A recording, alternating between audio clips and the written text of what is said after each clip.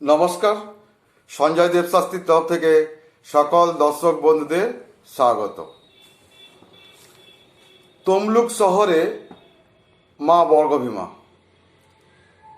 আপনারা হয়তো শুনে থাকবেন 51 পীঠের একটি স্থান হল তমলুক শহরে মা বর্গভীমা। সেই নিয়ে কিছু আলোচনা করব এই ভিডিওতে। বঙ্গদেশের পৌরাণিক তাম্রলিপ্ত জনপদের অধিধাত্রী দেবী, তিনি হলেন কালী, মতান্তরে উগ্রতারা।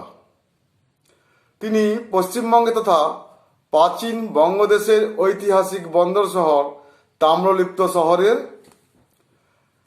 প্রাণকেন্দ্র পরিস্থিত রয়েছেন। অনুমান করা হয় পৌরাণিক তাম্রলিপ্ত জনপদ প্রতিষ্ঠান পূর্ব থেকেই তার মন্দির এই স্থানে প্রতিষ্ঠিত। ভারতের অন্যতম জাগ্রত ও প্রধান শক্তিপীঠ।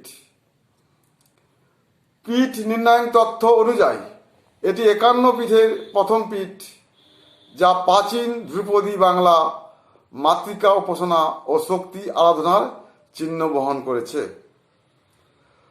শক্তি ঐতিহ্যের কারণে মেদিনীপুর জেলায় অনেক বিপ্লবী এখানে শপথ নিয়েছিলেন যে তারা ধর্মের পথে চলবেন এবং সশস্ত্র বিপ্লবের মাধ্যমে মাতৃভূমিকে পরাধীনতা থেকে মুক্তি করবেন।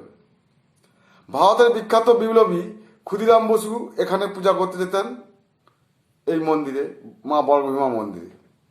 স্থানীয় লোকেরা এই মন্দিরে দুর্গাপূজা, বাংলা নববর্ষ এবং কালী পূজা উপলক্ষে বিশাল উৎসব উদযাপন করে।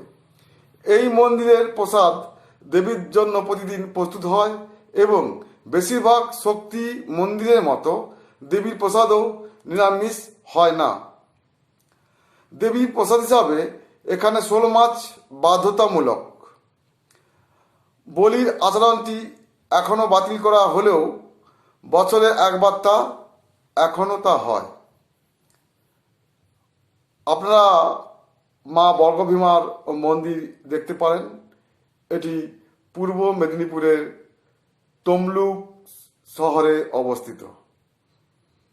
যেমন আপনারা তারাপীঠে যান, কামাখ্যায় যান বা বিভিন্ন শক্তিপীঠে যান, তেমনি এক শক্তিপীঠ হল তমলুকের মা বর্গভীমা মন্দির। এখানে মা বর্গভীমা মন্দির রয়েছে অনেক দিন আগে থেকে, যা এখানে তাম্রলিপ্ত বন্দর ছিল এক সময়। এটি হচ্ছে একটি ঐতিহাসিক শহর।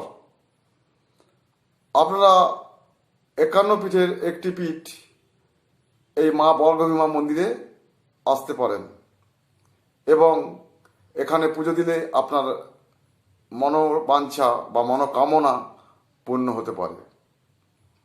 তাই তমলুক শহরে বর্গভীমা মন্দির অবশ্যই আপনারা দেখবেন যদি আপনারা পূর্ব মেদিনীপুরে আসেন। সবাই ভালো থাকবেন, সুস্থ থাকবেন। নমস্কার।